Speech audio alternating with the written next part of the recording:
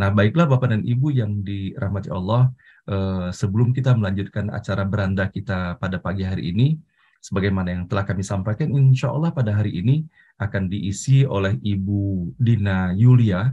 Beliau berdomisili sudah lama di Canberra, Australia. Insya Allah beliau akan sharing pada hari ini, mudah-mudahan memberikan makna dan kesan mendalam bagi kita semuanya. Namun sebelum itu sama-sama kita hantarkan kepada Bapak dan Ibu yang harus segera meninggalkan forum ini. Semoga Allah lindungi, semoga Allah jaga, dan Allah jauhkan dari wabah dan musibah, dan semoga apa-apa yang Bapak dan Ibu kerjakan pada hari ini mendapatkan kemudahan, keberkahan, dan ridho dari Allah Subhanahu wa Ta'ala. Nah, baiklah Bapak dan Ibu, selanjutnya kepada Bapak dan Ibu yang memiliki kelonggaran waktunya, kita akan menyongsong saudara kita Ibu Dina Yulia. Mudah-mudahan Allah berikan kemudahan untuk beliau sudah hadir di dalam forum ini. Alhamdulillah beliau sudah hadir, Bapak Ibu sekalian. Bismillah. Kedengaran Pak Ustadz Hasan? Alhamdulillah Ibu Dina. Alhamdulillah. Oke. Terima kasih sekali. Assalamualaikum warahmatullahi wabarakatuh Ibu Dina. Waalaikumsalam warahmatullahi wabarakatuh. Alhamdulillah senang sekali Ibu Dina atas kehadiran Ibu Dina pada pagi hari ini, dan syukur Alhamdulillah juga tentunya ketika Ibu Dina sudah hadir di dalam forum ini sejak Desember yang lalu, namun dalam beberapa hari ini Allah izinkan kita untuk bersilaturahim secara langsung ya Ibu Dina. Nah tentunya sebagaimana biasa Ibu Dina pada forum beranda ini kita akan mendengarkan nanti sharing dari Ibu Dina, dan tentunya mohon kesediaan pula untuk diberikan kesempatan tanya jawab kepada para peserta. Nah Bapak dan Ibu yang dirahmati Allah, sebelum kita mendengarkan lebih lanjut sharing dari Ibu Dina, mohon izin ya Ibu Dina saya sampaikan sekelumit dari CV Ibu Dina.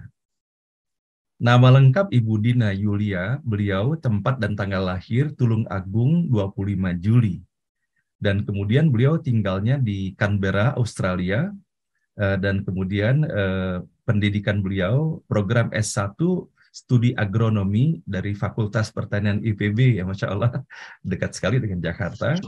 Kemudian untuk S2 beliau program Studi Biologi Fakultas MIPA di ITB, ya Masya Allah di sini peserta dari ITB banyak sekali. Dan kemudian program S3 menyelesaikan di School of Botany University of Melbourne. Dan kemudian sejarah pekerjaan beliau 2011 sampai dengan sekarang research staff di CSIRO, Commonwealth Scientific and Industrial Research Organization di Canberra, Australia. Dan sebelumnya beliau menjadi research staff di Universitas Melbourne, kemudian research staff di Stem Cell and Cancer Research Institute di Kalbe Pharma, Jakarta, dan kemudian lecture pada Universitas Muhammadiyah Purwokerto. Nah, ini Bapak Ibu sekalian sekelumit daripada CV dari Ibu Yulia. Insya Allah nanti beliau akan menyampaikan lebih detail lagi di dalam forum ini.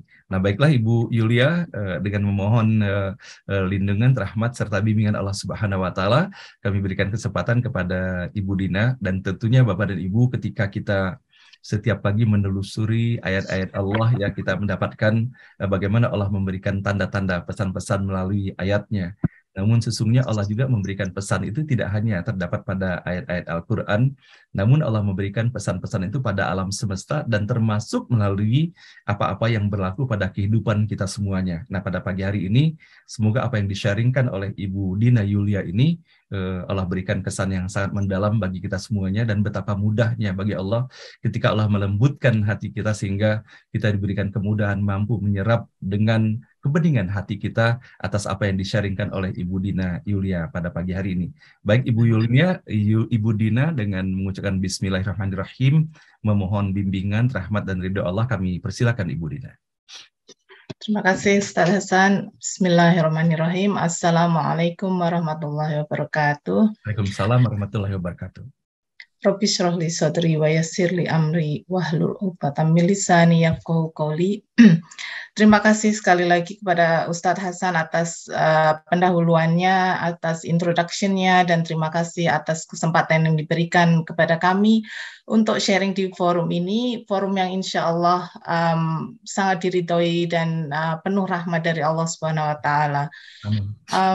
Ketika Ustadz Hasan meminta kami untuk sharing, saya sebenarnya sempat kaget dan nervous ya, karena forum ini Masya Allah forum yang sangat saya kagumi, sangat saya have utmost respect to this forum, karena kajiannya sangat menarik dan forum ini penuh dengan tokoh-tokoh yang Masya Allah sangat luar biasa, yang beberapa dari Bapak Ibu adalah dosen saya dulu di IPB, di ITB, subhanallah.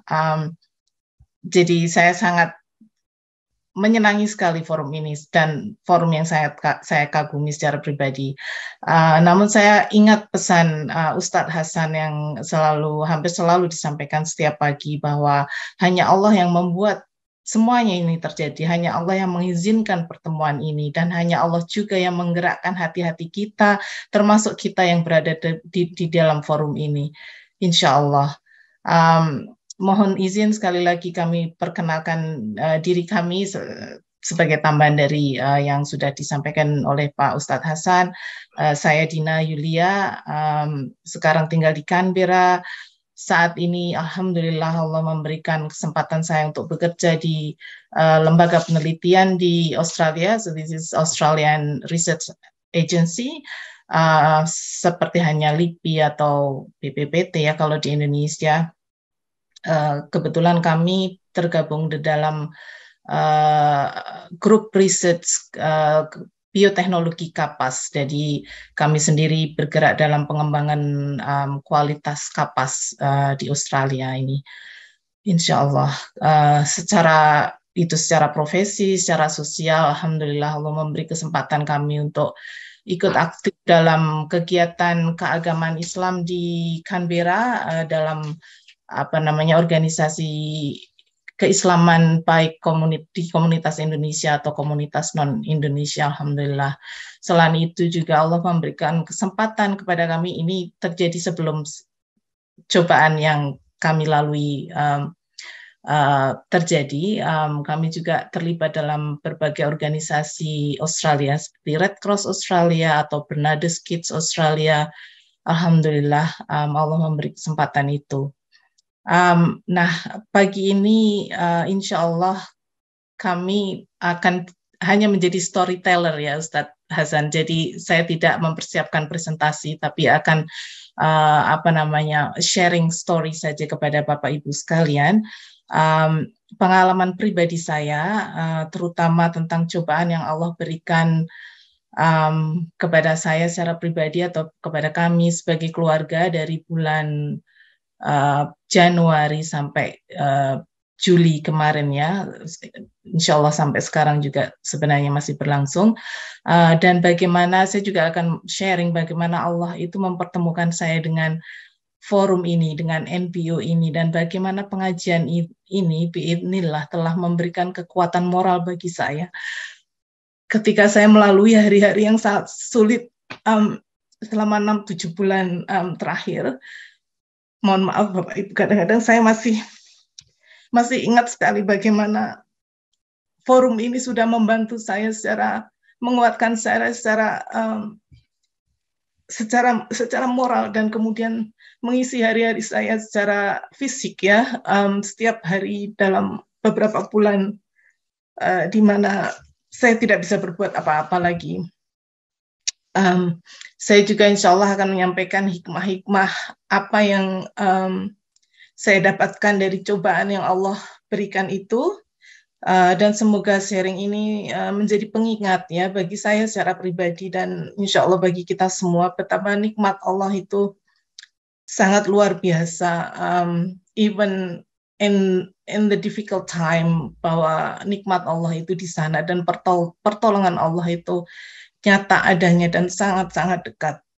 Semoga Allah meridhoi sharing kami ini, dan semoga Allah menghindarkan kami dari hal-hal yang tidak diridhoinya ketika menyampaikan hal ini. Amin. saya mulai cobaan atau ujian Allah yang diberikan kepada kami, Bapak Ibu. Jadi itu dimulai ketika akhir Desember tahun 2021, tepatnya ketika kami sedang liburan akhir tahun ya, tiba-tiba saya merasakan ada benjolan sebesar bola pingpong atau antara bola pingpong dan bola golf ya, tidak terlalu besar tapi sekitar radius 3,5 cm di payudara sebelah kiri. Kemudian saya melakukan checking, mamogram, ultrasound dan biopsi, dan hasil biopsi kembali seminggu kemudian yang ternyata hasilnya tidak desisif, jadi tidak bisa memastikan dari hasil biopsi itu. Alhamdulillah seminggu kemudian saya dapat appointment dengan surgeon ahli bedah yang alhamdulillah dengan konsultasi sebentar beliau bilang I think you need surgery, jadi benjolan itu harus diangkat untuk diobservasi lebih lanjut untuk mendapatkan material yang lebih besar sehingga akan mendapatkan diagnosa yang lebih pasti gitu, karena dari hasil biopsi, kalau biopsi kan materi yang diambil itu sangat sedikit ya, jadi tidak konklusif hasilnya. Nah, kemudian saya akhirnya mengalami operasi pengambilan benjolan pada bulan Januari, kemudian hasilnya keluar sekitar awal Februari, pertengahan Januari saya operasi, kemudian 2 minggu kemudian hasilnya keluar, saya ketemu dengan surgeon. Beliau bilang, oke, kita sudah mendapatkan hasil dan hasil diagnosanya adalah saya mendapatkan yang namanya phyllodes tumor. Jadi tumor yang saya dapat itu namanya phyllodes tumor, dan subhanallah dari phyllodes tumor itu ada beberapa sel yang kemudian berdiferensiasi. Jadi itu barangkali karakter dari tumor yang actively growing, dan kemudian dia subhanallah dia bisa berdiferensiasi menjadi sel tipe lain, yaitu osteosarkoma atau osteosarkoma itu tipe sel kanker yang biasanya menyerang tulang rawan ya. Biasa menyerang tulang, dan biasanya orang yang menderita osteosarkoma itu banyak terjadi to the young people. Sementara saya sudah usia lanjut begini ya. Kemudian kasus phyllodes tumor ini sendiri itu sangat jarang terjadi di Australia. Dan ini bukan tipe kanker payudara secara umum. Dari jurnal yang saya baca di Jurnal Surgeon tahun 2002, awal 2002 jurnal ini keluar, artikel ini keluar, menyebutkan bahwa kasus insiden deteksi phyllodes tumor di Australia itu hanya sebanyak 2,5 kasus dalam 100.000 pasien yang melakukan breast cancer screening. Jadi breast cancer screening di Australia ini dilakukan setiap 2 tahun sekali, dan itu tidak diwajibkan, tapi orang-orang di umur di atas 50 itu sangat dianjurkan untuk melakukan tes itu. Dan alhamdulillah sejak umur 45 tahun saya sudah melakukan rutin tes breast screening ini untuk mamogram ya. Tapi subhanallah itu tidak terdeteksi, dan saya selalu mendapatkan hasil terakhir saya itu Mei 2021. Hasil mamogram screening breast cancer saya all clear. Tapi ketika Desember 2021 saya mendapat kabar seperti ini. Subhanallah, ya, jadi kita tetap harus berhati-hati walaupun kita mendapat clear hasil screening test ya. Karena memang phyllodes tumor ini kasusnya sangat rendah sekali dan tidak umum. Nah, phyllodes tumor ini masih dalam artikel yang sama, itu banyak dialami oleh perempuan dengan latar belakang Asia dan Hispanik. Dan di Australia sendiri, median umur dari wanita yang terdeteksi phyllodes tumor adalah sekitar 54 tahun. dan agak lebih mudah lagi di Singapura dan Hong Kong ya kasusnya yang di artikel tersebut. Nah, dalam kasus saya, selain mendapat Phyllodes tumor sendiri, subhanallah, seperti saya sebutkan sebelumnya bahwa sel-sel tumor ini berdiferensiasi atau berubah karakter, sebagian darinya menjadi osteosarkoma, jadi tipe cancer sarkoma. Subhanallah, tapi itu terjadi di payudara, which is very very unusual kata dokter. Nah, karena kasus ini, menurut tim spesialis yang menangani kami, which is terdiri dari surgeon, kemudian radiation oncologist, dan kemudian medical oncologist, menyatakan bahwa ini potensially sangat-sangat berbahaya.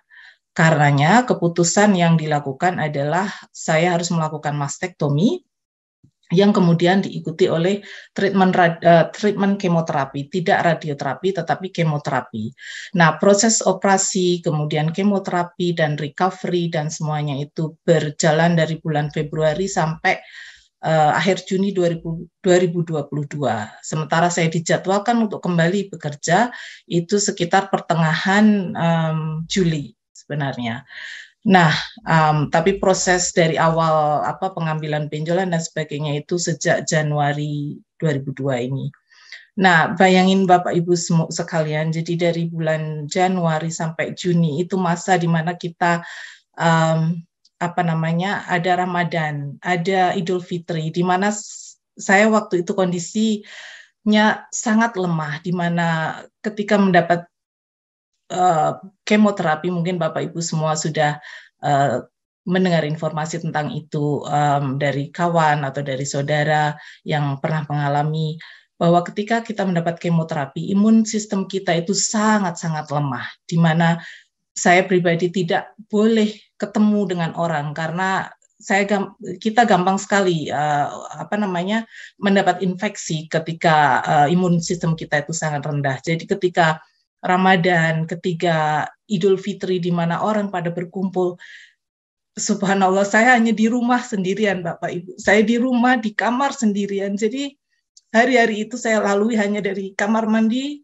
ke kamar tidur, kamar mandi, kamar tidur. Saya di rumah, anak saya sudah punya rumah sendiri, jadi tidak tinggal bersama kami. Jadi hanya saya dengan suami yang di rumah. Saya pun tidak boleh, saya ada kucing di rumah, saya pun tidak boleh memegang kucing karena kucing itu sebagai sumber infeksi. Kemudian saya juga tidak boleh gardening di luar karena gardening itu bisa menjadi sumber potensi infeksi juga. Jadi pada dasarnya saya hanya dari kamar ke kamar mandi, balik lagi ke kamar dan sebagainya. Nah, selain itu juga karena waktu itu Canberra sudah memasuki musim dingin, kasus COVID semakin banyak meningkat. Nah, itulah kenapa saya juga tidak boleh bertemu orang karena karena kasus COVID di Canberra waktu itu sangat-sangat meningkat.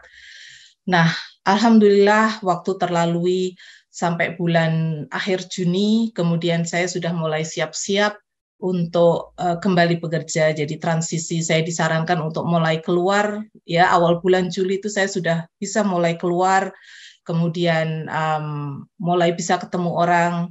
Insya Allah imun sistem kami sudah meningkat, gitu kata dokter. Jadi untuk transisi ke bekerja boleh mulai menerima visitor dan sebagainya. Nah, saya lakukan itu awal Juli. Saya sudah, alhamdulillah saya sudah merasa lebih baik. Insya Allah saya akan bekerja lagi 2 minggu, 3 minggu kemudian. Oke, saya mulai keluar, mulai bertemu orang. Qadarullah saya kena COVID dalam periode itu. Jadi kembali lagi, ketika saya kena COVID, saya harus mengisolasi diri kan selama 2 minggu. Kemudian dokter bilang karena saya baru mendapatkan kemoterapi, ternyata imun sistem saya juga belum baik. Nah, saya eligible untuk untuk mendapat obat namanya COVID drugs ya.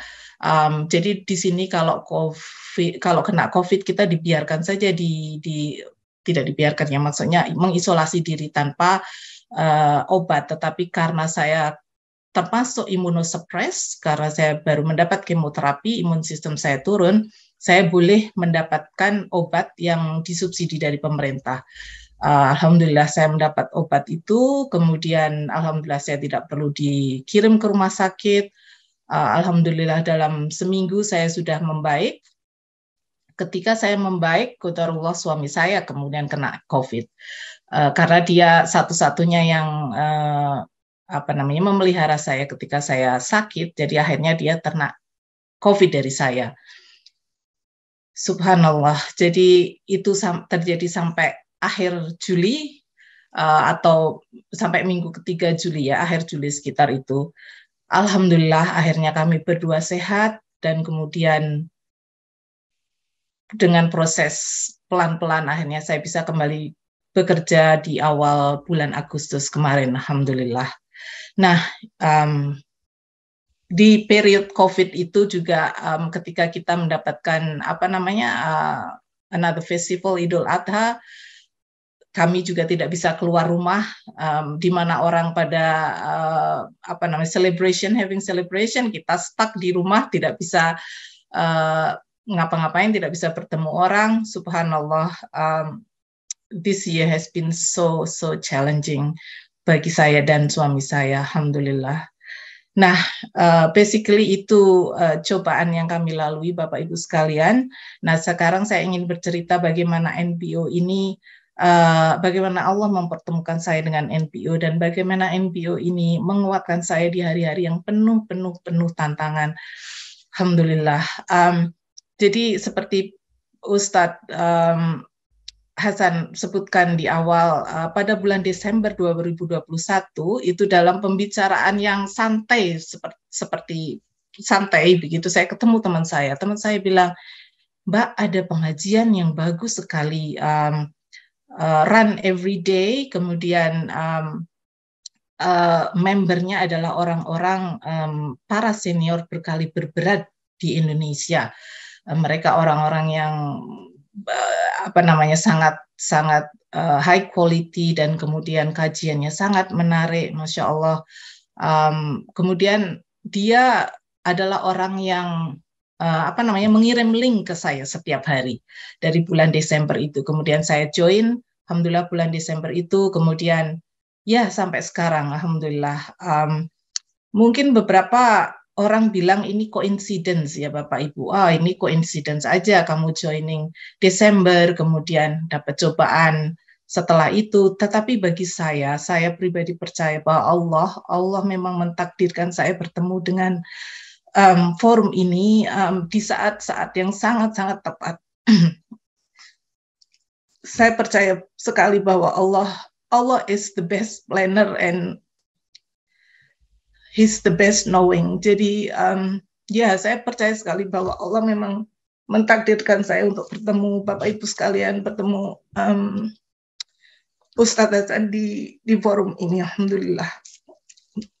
Tinggal di rumah selama 6 bulan dengan pertemuan yang sangat-sangat terbatas dengan orang, pada dasarnya itu sangat luar biasa Bapak Ibu, di mana biasanya kita sangat sibuk bekerja, bertemu dengan banyak orang, seminar, berdiskusi, melakukan eksperimen di lab, tidak berhentinya, kemudian weekend aktif dengan kegiatan sosial. Setelah itu saya harus tinggal di rumah, basically dari kamar mandi ke tempat tidur setiap hari selama 6 bulan. Itu tidak mudah dan saya sempat berpikir saya mau ngapain ya gitu. Saya apa yang mau saya lakukan? Subhanallah, alhamdulillah NPO hadir di setiap pagi sampai menjelang zuhur di waktu Canberra, jadi sekitar jam 9 sampai jam 11 selesai itu. Saya seperti dalam pertemuan nyata Bapak Ibu sekalian. Bertemu Bapak Ibu sekalian itu seperti it's very real, walaupun saya tidak, sangat beda rasanya ketika saya mendengar kajian lewat YouTube for example, misalnya. Jadi itu kan sangat maya sekali, tetapi NPO ini seperti real. Jadi seperti ketika saling mengucapkan salam ketika di awal pertemuan dan di akhir pertemuan. itu bagi saya itu seperti saya ada di dalam pertemuan yang nyata begitu. Jadi sangat unik memang kajian ini dibanding dengan kajian-kajian online yang lainnya. Ucapan pengantar dari Ustadz Hasan sering kali membuat saya menangis di hari-hari kesendirian saya. Seperti petikan surat Al-Fajr ayat 27-30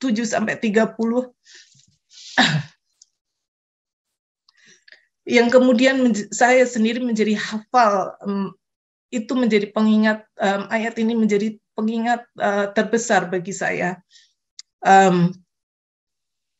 Saya merasa diingatkan, sudahkah saya menjadi insan yang ridho dan diridhoi Allah ketika saya kembali kepadanya. Jadi ketika saya mendapat diagnosa ini dan mendapat treatment, mendapat operasi ini, selalu yang teringat ada bahwa saya tidak akan lama lagi di dunia ini karena apa ya Bu, Bapak Ibu sekalian. Jadi secara fisik saya sangat lemah, secara mental saya sangat really feeling down. Sangat sulit diutarakan ya, sangat sulit dideskripsikan, tapi perasaan itu selalu ada gitu. Dan ayat ini sangat mengingatkan saya, selalu mengingatkan saya apakah saya sudah diridhoi Allah ketika saya akan kembali menghadapnya. Ustadz Hasan dan MPO telah mengembalikan saya untuk selalu mengingat Allah lebih banyak, menjadikan Allah sebagai prioritas. Kalau dalam aktivitas ketika saya masih aktif dan belum sakit, kita tahu Allah itu somewhere there, but He's in the background, gitu. Dia di sana.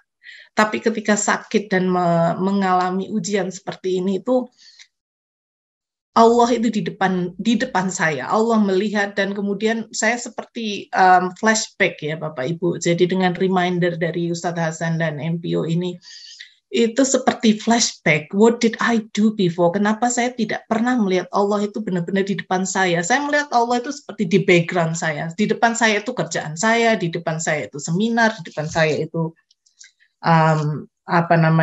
volunteering activity dan sebagainya. Tetapi Allah itu di sana, tapi saya seperti tidak melihat begitu. Tetapi alhamdulillah dengan ujian ini itu benar-benar membuat a wake up call bagi saya. A wake up call, apakah apa yang sudah saya lakukan itu diridhoi Allah. Dan ketika saya evaluasi diri mungkin kebanyakan belum gitu. Jadi itu yang bagi saya itu menjadi wake up call sekali. Kemudian Ustadz Hasan juga sering beberapa waktu lalu mengingatkan kita di surat Ar-Ra'd ayat 28 bahwa yaitu orang-orang yang beriman dan hati mereka akan menjadi tentram dengan mengingat Allah. Ingatlah, hanya dengan mengingat Allah hati kita menjadi tentram. This is absolutely true, Bapak Ibu sekalian. Dengan kembali, alhamdulillah dengan kondisi saya seperti itu, dengan peringatan dari NBO dan Ustadz Hasan yang setiap hari membuat saya kembali mengingat Allah, kembali ke Quran, bahwa semuanya itu membuat hati saya menjadi tenang, menjadi tentram, Bapak Ibu sekalian, tidak galau lagi. Jadi my heart is settled. Alhamdulillah dengan adanya Quran, dengan adanya peringatan yang setiap hari tentang Allah, tentang Rasul dan sebagainya ini. Kemudian juga Ustadz Hasan juga mengingatkan di surat Yusuf ayat 87, saya masih ingat suatu hari, tidak ingat pastinya kapan, bahwa ada larangan, bahwa ayat itu melarang kita untuk berputus asa dari rahmat Allah. Dan itu yang menguatkan saya, Bapak Ibu sekalian, bahwa kita tidak boleh berputus asa. I know it's hard, I know the chemotherapy is hard, the surgery is hard, COVID is challenging, tapi insya Allah saya tidak akan berputus asa karena Allah melarang kita berputus asa, dan saya tetap berusaha keras untuk selalu positif, untuk selalu sehat dengan mengikuti saran dari dokter dan sebagainya. Sekaligus saya menguatkan mental saya dengan mengikuti pengajian-pengajian seperti ini, alhamdulillah. Kemudian selain itu juga doa-doa yang selalu dipanjatkan kepada Rasulullah, kepada orang tua kita, kepada saudara-saudara kita yang sedang sakit, di mana Ustadz Hasan memandu kita setiap paginya, itu sangat-sangat menyentuh hati saya. Seperti doa itu seperti disampaikan, seperti saya termasuk di dalam doa itu, Bapak Ibu sekalian. Walaupun nama saya tidak pernah menyebutkan bahwa saya sakit, walaupun nama saya tidak disampaikan, tetapi saya merasa saya di dalamnya gitu. Bahwa bahkan ketika beberapa waktu lalu, saya masih ingat Ibu Susi Rey sakit di Riau, kemudian Ustadz Hasan menyebutkan bahwa Masya Allah Ibu Susi menerima teman-teman baru yang tulus hati membantu ketika Ibu masih di Riau. Nah, saya merefleksikan ini dengan apa yang saya alami ketika saya sakit. Subhanallah, that's very very true. Ternyata ikatan bonding kita dalam Islam ini memang memberikan teman-teman baru ketika kita sedang sakit. Jadi Islam mengajarkan kita untuk mengunjungi orang sakit dan sebagainya, dan subhanallah, saya menemukan teman-teman baru yang memang ketika saya sakit mereka datang mengunjungi saya. Kemudian bahkan ada Bapak Ibu sekalian, mohon maaf, ada seorang ibu yang kebetulan tidak jauh tinggal di sini, teman Indonesia juga, yang memasakkan kami, memberikan makanan kami. Jadi Canberra ini agak unik, jadi agak susah untuk mencari restoran Indonesia. Ada, tetapi rasanya kurang menyenangkan. Dan subhanallah di sini, mohon maaf Bapak Ibu sekalian. Subhanallah. Di sini kami tidak bisa meng-hire pembantu dan sebagainya karena terlalu mahal. Jadi dan restoran Indonesia nggak banyak. Sementara kalau sakit itu rasanya itu pengennya makanan Indonesia aja.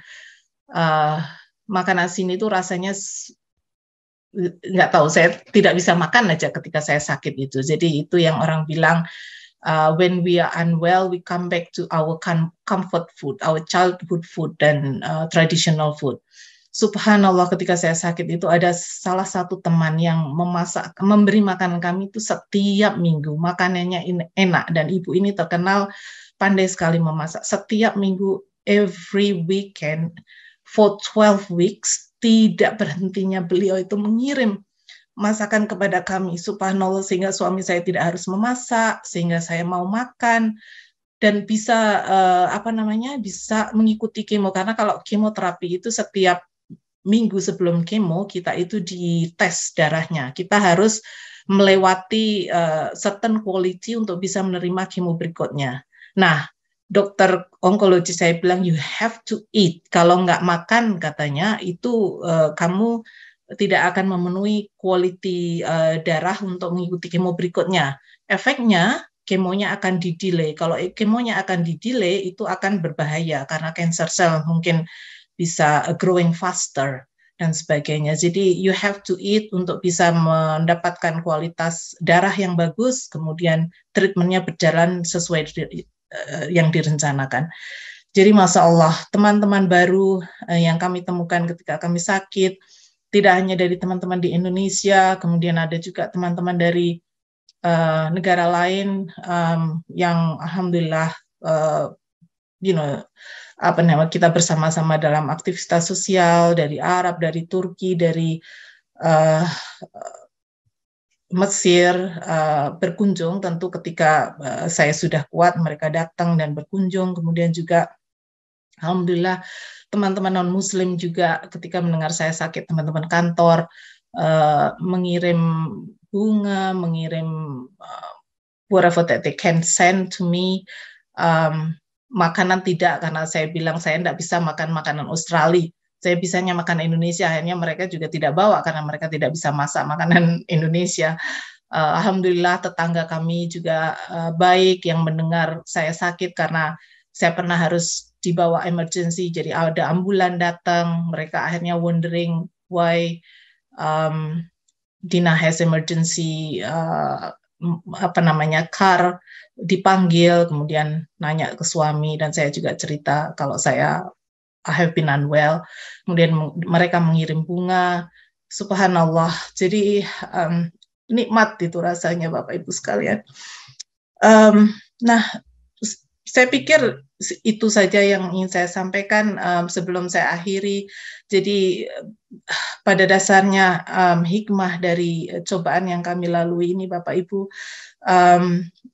ini cobaan yang tidak mudah bagi kami berdua, saya dan suami dan juga anak kami. Tetapi nikmat yang kami rasakan di dalamnya itu sangat lebih banyak dan sangat luar biasa. Jadi terutama nikmat bersama Bapak Ibu sekalian di forum ini. I think that's the biggest nikmat yang saya pernah rasakan. Dipertemukan dengan forum ini itu menjadi pengingat bagi saya untuk lebih dekat kepada Allah dan Al-Quran.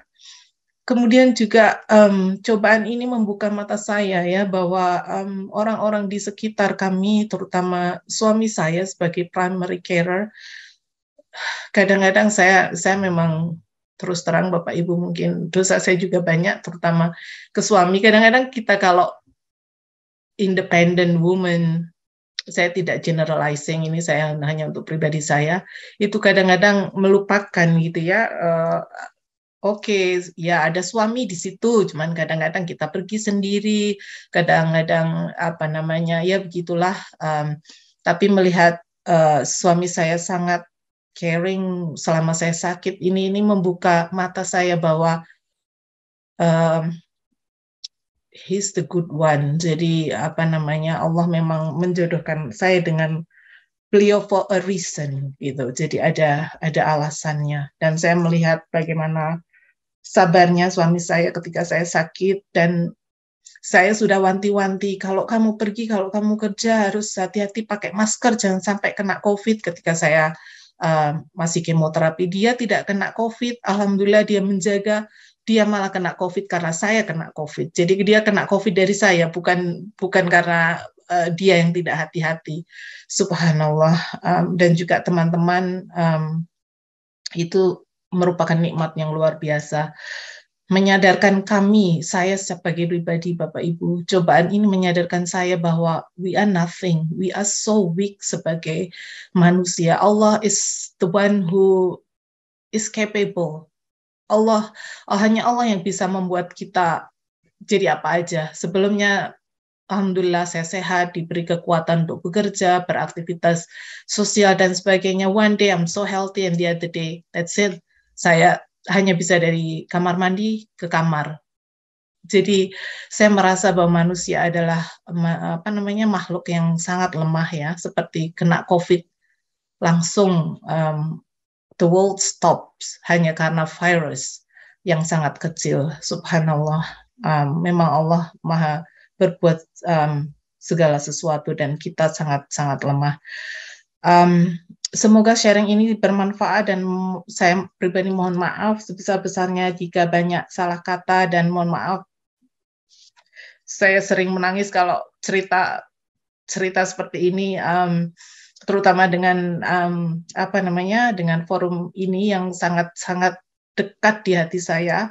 Terima kasih sekali sudah Ustadz Hasan dan semua pengurus NPO yang sudah menyelenggarakan acara ini. Reach out dari program ini sangat luar biasa, tidak hanya barangkali di Indonesia tetapi di luar negeri saya yakin. Kemudian semoga sharing ini membuka silaturahmi kita Bapak Ibu sekalian. Monggo kalau ada yang berkunjung ke Canberra silakan mengontak kami. Kita dengan senang hati akan membantu Bapak Ibu sekalian, atau kalau ada putra-putri atau cucunda yang sekolah di Canberra, monggo silakan kontak kami. Insya Allah kami akan bantu kalau kami sebisanya jika ada yang perlu dibantu. Kemudian perjalanan kami dalam cobaan ini insya Allah masih panjang. Kami mohon doa Bapak Ibu sekalian, semoga kita semua diberi kesehatan dari Allah Subhanahu wa Ta'ala. Demikian Ustaz Hasan, saya pikir sharingnya sudah terlalu lama. Mohon maaf lahir batin. Assalamualaikum warahmatullahi wabarakatuh. Waalaikumsalam warahmatullahi wabarakatuh. Ibu Dina, saudara kami yang kami cintai karena Allah. Terima kasih atas kehadiran dan sharing Ibu pada pagi hari ini. Dan semoga Bapak dan Ibu, para peserta ini bersepakat bahwa membuktikan kepada kita semuanya bahwa segala sesuatu yang berangkat dari hati akan landing di hati, ya, bahwa betapa kita secara seksama mendengarkan sharing yang disampaikan oleh Ibu Dina pada pagi hari ini. Nah, kemudian Bapak dan Ibu, kita bersyukur ya bahwa pada akhirnya kita mendapati saudara kita meskipun nun jauh di sana, tapi insya Allah sangat dekat di hati. Dan betapa cara Allah memberikan pembelajaran kepada kita bisa melalui siapa saja dan melalui apa saja. Nah, sehingga dari yang disampaikan oleh Ibu Dina pada pagi hari ini, betapa sesungguhnya kalau misalnya kita melihat sekilas ketika beliau sambutan pertama tadi, tidak terbayangkan bahwa beliau akan sharing ya perjalanan kehidupan yang sesungguhnya tidak berat ya, tidak ringan bagi kita secara umum, apalagi yang selama ini mengarungi perjalanan kehidupan dengan nikmat sehat yang luar biasa. Namun satu hal yang semoga kita pun mendapatkan pembelajaran dari peristiwa ini, kalau berbicara mengenai ujian, itu sebuah keniscayaan. Kita semua itu mendapatkan ujian. Tidak ada manusia yang tidak mendapatkan ujian. Itulah memang fitrah manusia, itu ujian. Dan Allah sebutkan itu banyak sekali dalam Al-Quran, terutama yang sering kita baca dalam forum ini, pada dalam surah Al-Mulk itu. Namun yang membedakan antara satu dengan yang lainnya itu adalah bagaimana menyikapi ujian itu. Apakah ujian itu membuat dia semakin kuat dan tegar, ataukah sebaliknya ujian itu membuat dia menjadi lembek dan galau di dalam kehidupannya. Nah, dari apa yang kita dapati pula dalam fenomena kehidupan itu seperti halnya pegas, Bapak Ibu sekalian. Kalau pegas itu kita tekan, dia kan akan membal gitu kan dia. Nah, kalau sana bagus gitu kan, ketika diinjak itu dia semakin tertekan, dia semakin tinggi gitu lontaran yang dihantarkannya. Nah, kita bisa mendapati bahwa bagaimana Ibu Dina pada pagi hari ini, Allah izinkan, Allah berkahi, sehingga melalui sakitnya, yang terlihat sekarang ini bukan sakitnya, tetapi rahmat Allah yang begitu luas, kasih sayang Allah yang begitu luas, gitu kan ya. Nah, sehingga sakit itu seakan-akan menjadi sirna dengan menyadari keluasan nikmat Allah Subhanahu Wa Taala yang Allah anugerahkan kepada beliau. Nah, baiklah Ibu Dina, semoga apa yang Ibu Dina sampaikan di hari ini, kita semuanya berdoa Ibu Dina, apalagi kita sudah mengenal sekarang ini, betapa pentingnya ketika kita mendoakan, memang kita mendoakan untuk semua, tetapi ketika secara khusus kita mendoakan seseorang itu sama seperti halnya kita mengirimkan surat Bapak Ibu sekalian ya, dan kita berikan alamatnya lengkap. Maka alamat yang lengkap itu gampang tukang pos itu mengantarkannya. Tetapi kalau saya tidak ada alamatnya, harus mencari-cari kita surat itu di kantor pos pusat misalnya. Nah, itu yang saya pernah dengar dulu ketika Prof. Komar menganalogikan hal yang demikian. Nah, sehingga doa kami semua Ibu Dina, semoga Ibu Dina yang paling utama diberikan kekuatan, ketegaran, terutama istiqomah dalam Islam dan Islam. Kalau istiqomah dan Islam, mudah-mudahan apa yang dialami oleh Nabi Ayub alaihissalam, bahwa bagaimana menyikapi sakitnya, tapi dengan penuh kecintaannya kepada Allah Subhanahu Wa Taala. Maka itulah yang dikatakan fa inna ma'al usri yusra, bahwa di balik ujian itu adalah terdapat begitu banyak kemudahan. Kemudahan apakah yang paling tinggi? Itu adalah ketika mengantarkan kita kepada kedekatan kepada Allah, dan itu yang kami rasakan pada Ibu Dina dari apa yang Ibu Dina sampaikan pada hari ini. Nah, Ibu Dina, pada hari ini bukan suatu hal yang kebetulan. Saya membaca di dalam kolom chat ini, ada saudara kita, namanya pun sama, Ibu Dina juga, dan mengalami hal yang sama dengan Ibu Dina. Nah, saya ingin sekali meminta kepada Ibu Dina Samsiar untuk menyapa Ibu Dina, agar menjadi betul-betul saudara, gitu. Kita bisa saling menguatkan antara satu dengan yang lain. Saya yakin tidak ada yang kebetulan dalam hal ini. Kepada Ibu Dina, kami persilakan untuk menyapa Ibu Dina Yulia. Silakan Ibu Dina. Saya. Assalamualaikum warahmatullahi wabarakatuh. Waalaikumsalam warahmatullahi wabarakatuh. Ya, dan Bapak Ibu semuanya. Sama Ibu, apa yang saya rasakan. Ya, kalau saya sih pikirnya, alhamdulillah saya diberikan ujian, karena apa? Saya harus tegar, saya harus jalani. Artinya begini. banyak kenikmatan yang sudah saya alami. Ini baru dikasih seperti ini. Dan bagi saya, manusia semuanya diberi ujian. Untuk saya mungkin ujian di rahim kemarin, yang lainnya ujian mungkin cuci darah, ujian di jantung, itu aja yang saya rasakan bahwa ini harus saya terima, dan Allah memang mempercayakan penyakit ini kepada saya. Jadi saya harus semangat, saya harus jalani semuanya. Allah. Semua siapapun yang diberi ujian, diberi semangat, diberi untuk menguatkan diri bahwa kita harus dekat dengan Allah Subhanahu Wa Taala. Kebetulan saya sudah pensiun, jadi hari-hari ya saya Quran saya pegang. Selain NBO ada beberapa ada beberapa Zoom juga yang saya ikuti, teman-teman kantor, teman-teman SMA. Jadi silaturahmi tetap terjaga. Mudah-mudahan Bu Dina Yulia, saya juga diberi kekuatan lahir batin dari Allah Subhanahu Wa Taala. Begitu pula untuk Bapak Ibu semua yang mengalami ujian, mudah-mudahan diberi kekuatan lahir batin. Itu sudah alami ya, bahwa manusia itu secara medis itu tentu akan diberi suatu hal yang untuk mengingatkan kita bahwa kita dikurangi kenikmatan. Itu saja mungkin. Terima kasih Pak Hasan, terima kasih Bu Dina Yulia. Mudah-mudahan kita sehat Bu, semangat Bu. Ya. Amin, amin ya rabbal alamin. Terima kasih Ibu Dina sharingnya. Insya Allah saya bisa sesemangat Ibu Dina. Insya Allah. Terima kasih. Ini sudah SOP. Sebetulnya stadium 1D, tapi ini adalah SOP yang harus dijalankan, kemo dan radiasi. Ya sudah, saya terima kasih diberi kekuatan lahir batin menghadapinya dan sembuh total. Itu saja. Amin. Amin. Amin. Amin ya rabbal alamin. Amin. Insyaallah. Waalaikumsalam warahmatullahi wabarakatuh. Terima kasih Ibu Dina Samsiar atas kehadiran dan sharingnya pada pagi hari ini. Nah, Bapak dan Ibu yang dirahmati Allah, boleh jadi inilah cara Allah ya. Allah itu sayang kepada hambanya, sayang kepada kita semuanya, dan kita tidak bisa membayangkan bagaimana cara Allah misalnya dihadirkan Ibu Dina pada hari ini, dipersaudarakannya dengan Ibu Dina Yulia, gitu kan, Masya Allah. Semoga Ibu Dina Yulia dan Ibu Dina Samsiar ya, tidak hanya kesamaan nama, semoga Allah berikan kesamaan pula dalam kekuatan, ketegaran, keikhlasan menghadapi kehidupan ini, insya Allah. Dan sama-sama juga diberikan kebahagiaan di dalam menyongsong ya kasih sayang Allah yang dirasakan lebih mendalam sekarang ini, boleh jadi dibandingkan dengan hari-hari sebelumnya. Nah, berikut ini Ibu Dina, kami ingin memberikan kesempatan kepada saudara kita untuk saling bersilaturahim utamanya. Kepada Profesor Tati Rajab, kami persilakan Prof. Ya ampun, Pak Hasan, Bu Dina. Assalamualaikum warahmatullahi wabarakatuh, Bapak-bapak, Ibu, peserta MBO. Bu Dina, saya juga jadinya ya dengar ceritanya Ibu, tapi betul kata Pak Hasan, semua orang itu pasti mempunyai satu cobaan-cobaan. Dan cobaan ini memang untuk kita naik kelas, Bu. Jadi Bu Dina itu PR-nya 2, mau menyelesaikan sekolah dan menyelesaikan penyakitnya juga. Tapi jangan diselesaikan, udah kita berteman aja.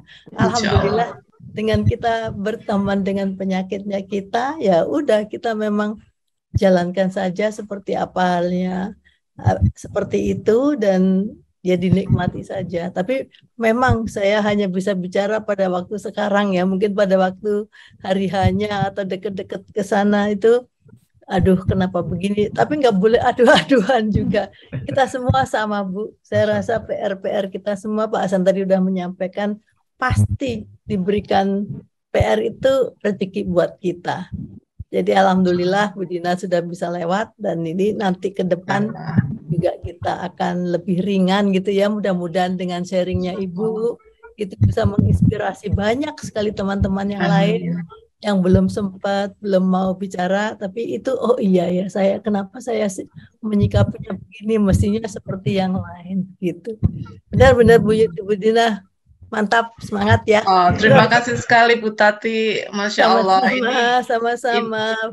Juga Bu Dina Samsiar cepat sembuh juga, semangat semuanya. Amin. Bapak Ibu yang sedang dapat rezeki, nggak apa-apa, itu semuanya kita jalankan saja dengan ikhlas gitu, sabar dan syukur.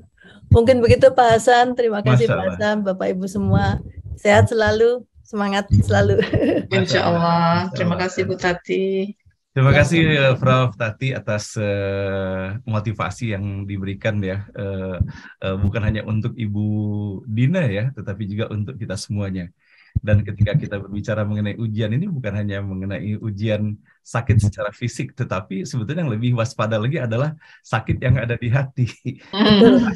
Sakitnya di sini itu artinya bahwa itu ujian yang paling besar bagi kita semuanya.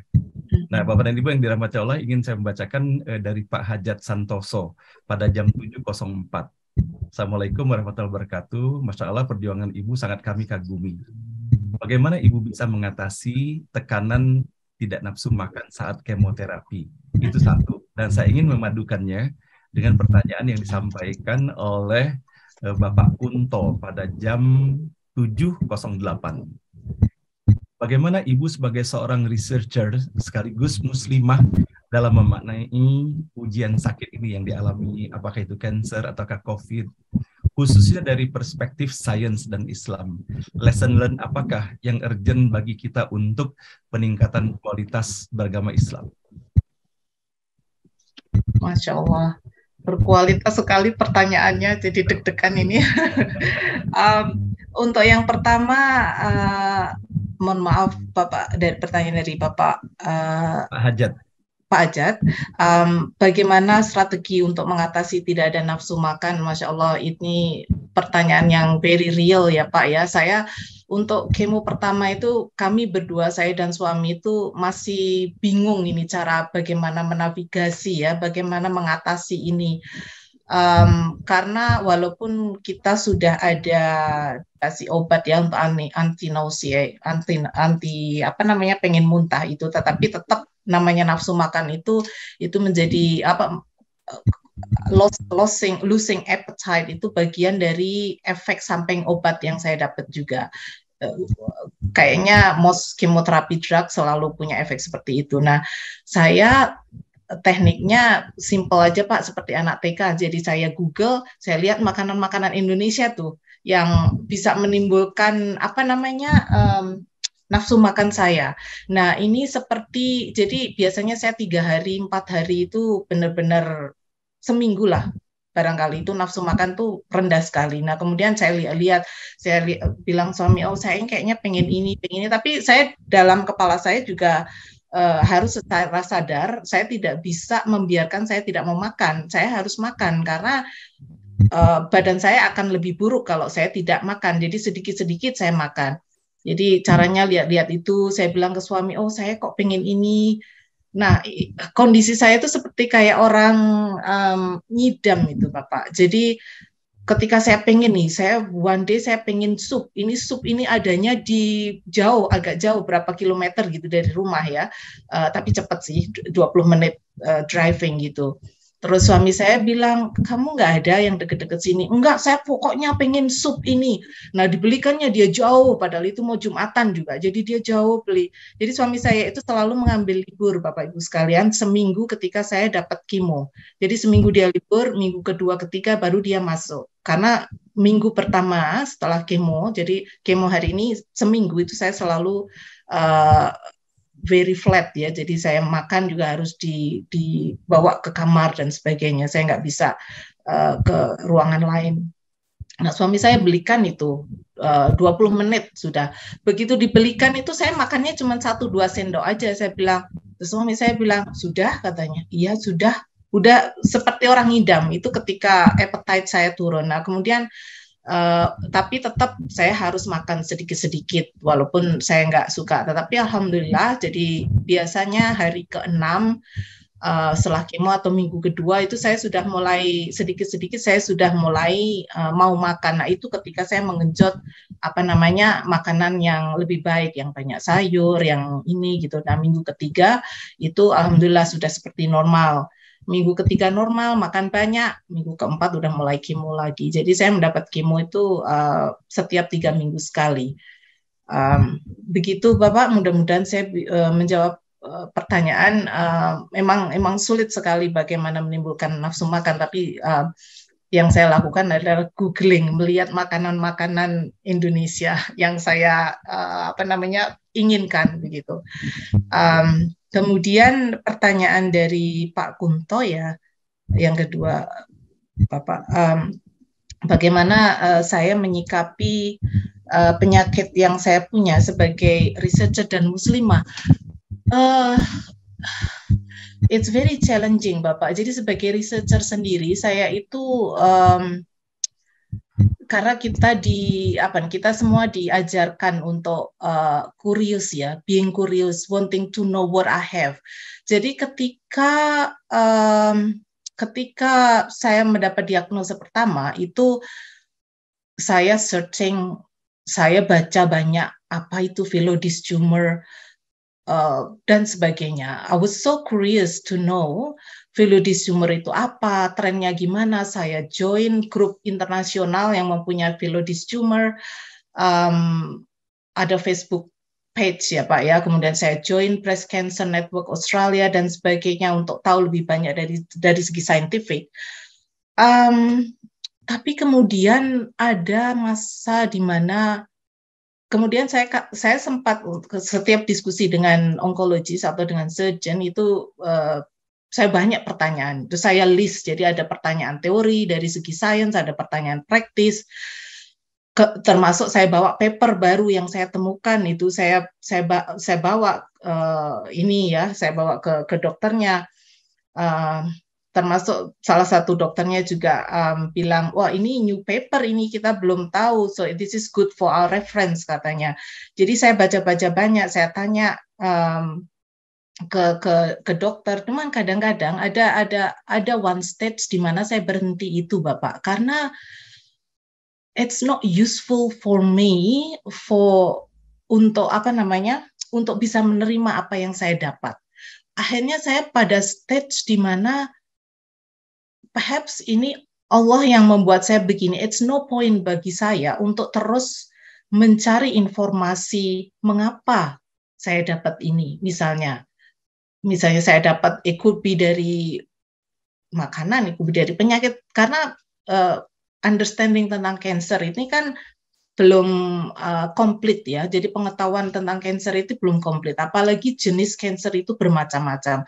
Apalagi jenis yang saya punya itu adalah Phyllodes tumor is very rare cancer. Jadi setiap saya ketemu onkologis, surgeon dibilang, you got very, very rare cancer yang mereka sendiri untuk treatmentnya itu tidak se-establish misalnya breast cancer. Breast cancer itu di Australia sudah solid sekali treatmentnya. Jadi ada berbagai macam breast cancer, stage-nya, treatment apa yang dilakukan itu sudah solid Bapak. Kalau untuk saya itu setiap ketemu onkologis atau surgeon, well, you have very rare cancer, we try this, hopefully it works, subhanallah. Kalau sudah begitu, it's no point for me to read the paper, karena it's very uncertain. Jadi sains sendiri, saya merasa sebagai researcher juga, itu berkembang ya Pak, knowledge itu. Katakan saya mendapat paper sekarang, yang 2022 itu, yang The Surgeon, jurnal The Surgeon yang saya temukan itu, publish Maret 2002. Kemudian saya bawa itu ketika saya diskusi dengan dokter. Tapi kita nggak tahu apakah itu the end of the story apa enggak. Kita nggak tahu. Barangkali nanti Desember 2002 ada perkembangan baru yang itu salah, yang benar yang ini. It's very common di science that happens karena research itu selalu berkembang, kemudian finding itu selalu berkembang juga. Katakan kita menemukan A sekarang, ternyata setahun lagi, harusnya A+1. Nanti 3 tahun lagi, harusnya A+3. Barangkali kita sudah familiar dengan kasus COVID kan, di mana semua orang sekarang dipaksa untuk understanding COVID. Tadinya COVID varian Delta itu sangat-sangat deadly ya. Kemudian varian yang baru Omicron dan varian yang terbaru lagi, it's not deadly, it's not as deadly as the Delta, but it's very transmissible. Jadi sangat cepat berkembangnya.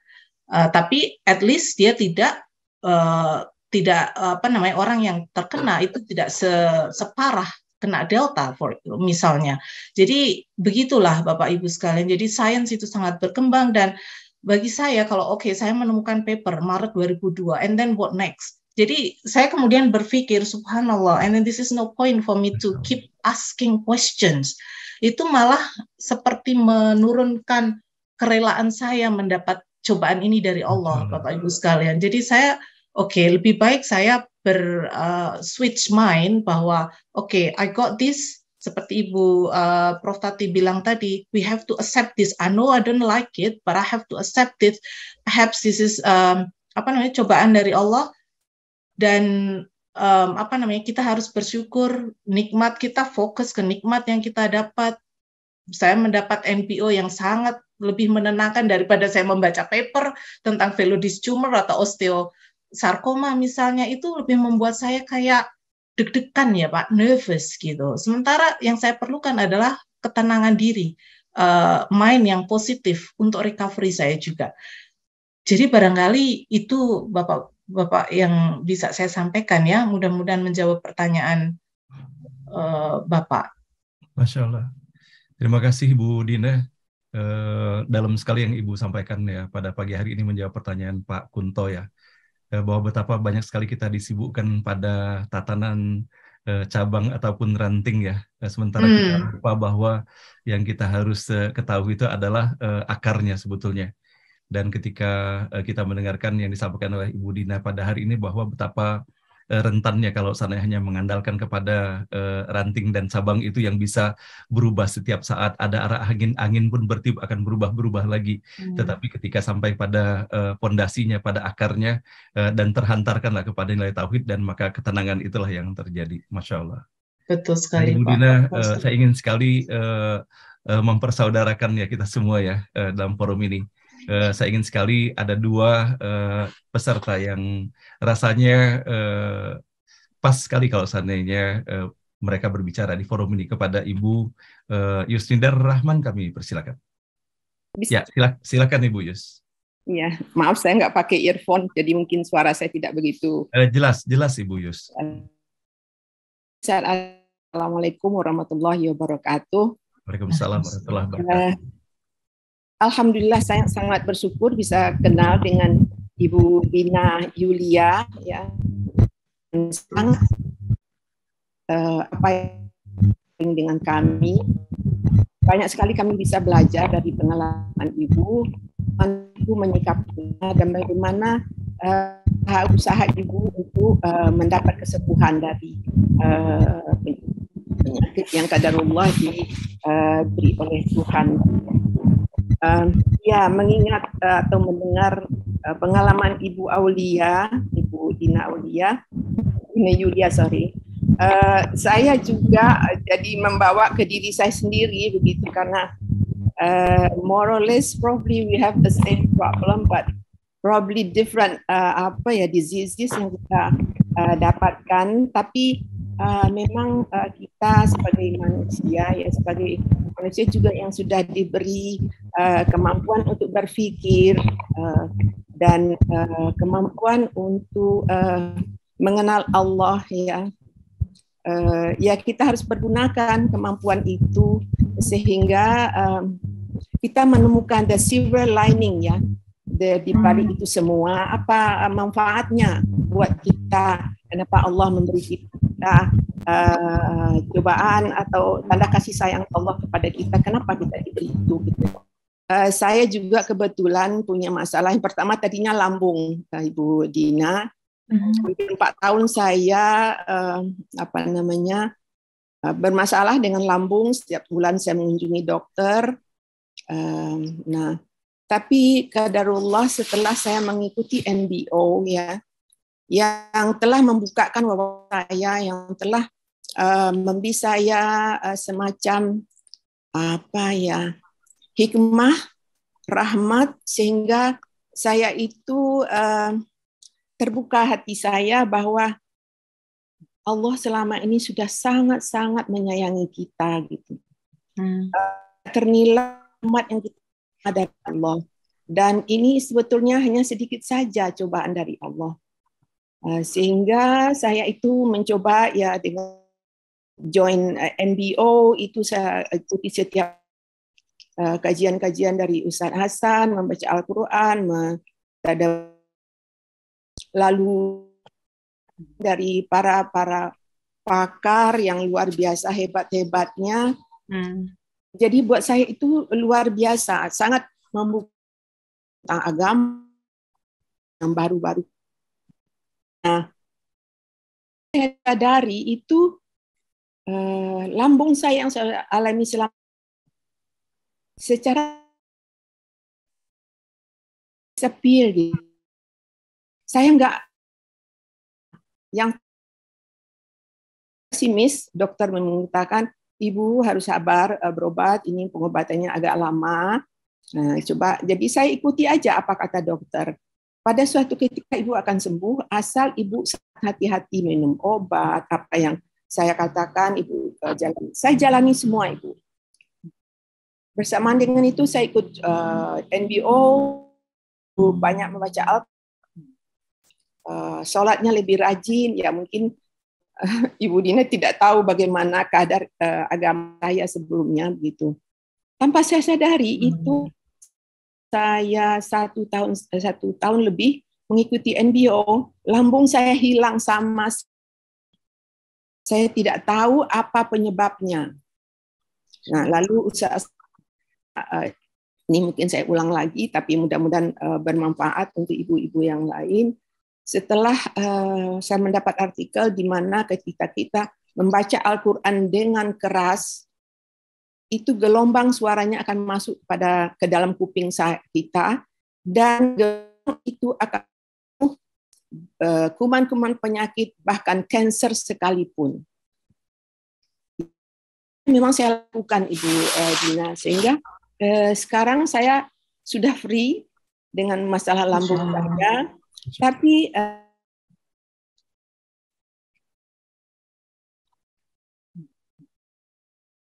terputus suara Ibu Yusnidar ya. Sepertinya freeze. Suara Ibu sepertinya terganggu ini sinyalnya.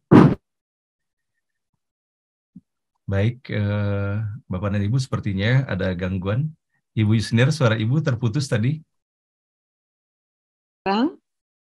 Suara Ibu Yusnidar terputus tadi, Ibu. Sekarang bisa dengar? Oke, sekarang bisa. Silakan Ibu, silakan dilanjut.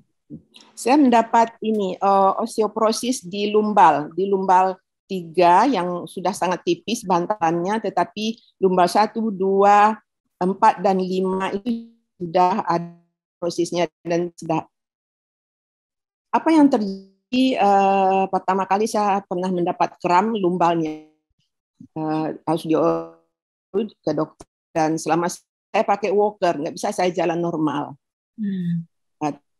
Mengikuti NBO setiap hari saya tidak pernah absen dan bertemu dengan teman-teman yang sangat baik-baik, saudara lebih dari seperti saudara sendiri. Lalu saya ikuti pengobatan padatan tulang. Alhamdulillah sekarang itu sudah saya tidak merasakan sakit, sudah bisa, tetapi jadi terbat gerak susunan tulang belakang itu sudah tidak terlalu normal, sudah agak goyang begitu. Nah, Budina dan Sian sangat pergi ke traveling sendiri dan bahkan suka socializing dengan teman-teman, kecuali ke dokter. Tetapi yang saya bilang itu, the silver lining behind what I have been through itu luar biasa. Saya tidak pernah merasakan bahwa saya tidak pernah berada di kondisi di mana saya merasa, Masya Allah, Tuhan ini begitu ini, dan sampai sekarang bahkan saya diberi nikmat, saya bisa belajar Al-Quran dan belajar tafsir dari Ustaz Hasan yang hampir setengah hidup saya itu saya berpikir siapa yang bahas ketika saya ngerti mana kenapa ada begini di dalam Al-Quran. Jadi apa ya, keingintahuan saya itu pelan-pelan sekarang terjadi. Memang ya, lalu saya sekarang bisa terbuka juga. Ini saya ingin mengetahui lebih dalam. Yaitu saya pernah bilang sama Bapak Ibu bahwa sekarang saya sedang membaca buku tentang Muhammad, The Inspirator, ya, yang lebih kurang 700 halaman. Tetapi saya itu merasa mendapat rahmat yang luar biasa. Inilah saya buku yang saya juga hidup saya, Muhammad itu dikatakan oleh pengikut. Saya itu kepingin tahu, dan ternyata karena saya banyak waktu di rumah, saya sekarang bisa membaca buku itu begitu. Masya Allah. Rahmat itu yang saya tidak habis-habisnya berpikir. Masya Allah. Dan kebahagiaan ini saya rasakan belum pernah saya rasakan seumur hidup saya. Punya anak, punya keluarga yang bahagia begitu. Tapi this is something that you can really tell. Kenapa saya ada di kondisi yang seperti ini di akhir hidup saya begitu. Dan sekarang saya belajar bahasa Arab, ya Bu Dina. Belajar bahasa Arab sangat sistematis, dan tujuannya belajar bahasa Arab ini bukan untuk bisa bicara di dalam bahasa Arab, tetapi agar kita bisa mengerti tentang isi Al-Quran. Lalu saya pikir lagi, selama ini sudah 70 tahun umur saya tidak pernah ada di kondisi ini, di mana itulah kebutuhan kita sebagai umat Islam. This is it, gitu. Kemana aja sama ini. Nah, jadi memang lagi-lagi Tuhan tidak akan memberikan kita cobaan daripada yang kita mampu. Lalu ya selalu ada alasan Allah untuk memberi kita cobaan. Ya, dan satu lagi juga, jadi kita ingat mati yang selama ini ya sekali kita ingat, tetapi hanya hidup enak, traveling, ya, mengunjungi anak-anak. But nah, kita menjadi lebih bersyukur aja. Di akhir-akhir hayat kita diberi waktu oleh Tuhan untuk bertobat. Mudah-mudahan kita diberi waktu untuk beribadah lebih banyak. Gitu. Begitu Ustaz Hasan, mohon maaf nggak banyak ini lagi Bu Dina, Bu ya, Bu Dina, Ibu Dina, yang satu lagi tadi juga semoga sembuh, dan Ibu Tati. Ibu Tati buat saya the best example of how she did the problems, their own problems. Itu saya selalu ingat Bu Tati. Bu Tati itu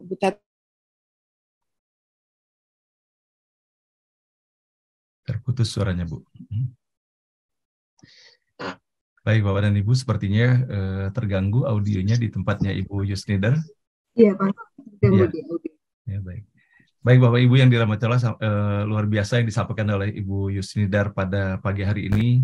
Betapa pengalaman kehidupan yang menghantarkan beliau kepada kebahagiaan hakiki, ya Ibu Yusnidar, ya. Bahwa kebahagiaan bukan lagi diukur dengan siapa yang berada di sebelahnya, dengan traveling atau tidaknya, kemudian hal-hal lainnya, tapi kebahagiaan hakiki merasa bahwa nikmat sekali dalam kehidupan sekarang, dalam kedekatan kepada Allah Subhanahu wa Ta'ala. Semoga Ibu Yus sehat walafiat selalu, Ibu Yus, dan terus menginspirasi, menasihati kami semuanya di dalam forum ini. Nah, baiklah Bapak dan Ibu yang dirahmati Allah, Ibu Dina, mungkin Ibu Dina mau mengomentari. Tadi saya meminta juga sudah ada Ibu Tin dari Cimahi, namun sepertinya terkendala dengan audio beliau. Ibu Dina mungkin bisa menyampaikan sesuatu, dan juga Ibu Dina ada pesan melalui direct message di sini. pesan apa yang disampaikan oleh Ibu Dina kepada kita secara umumnya yang kadangkala gampang sekali kita galau dalam kehidupan ini, merasa gelisah, resah, dan ya kesannya tidak bahagia jadinya dalam kehidupan ini. Dari apa Masya yang Allah. Ibu Dina, Ibu Dina rasakan, kira-kira pesan apa yang Ibu Dina bisa sampaikan? Masya Allah, Ustaz Hasan, kayaknya saya merasa tidak layak untuk memberi pesan kepada Bapak Ibu sekalian yang sangat luar biasa ini. Jadi saya hanya menyetujui dengan Ibu Yus katakan bahwa ini semua seperti wake up call bagi saya ya pribadi.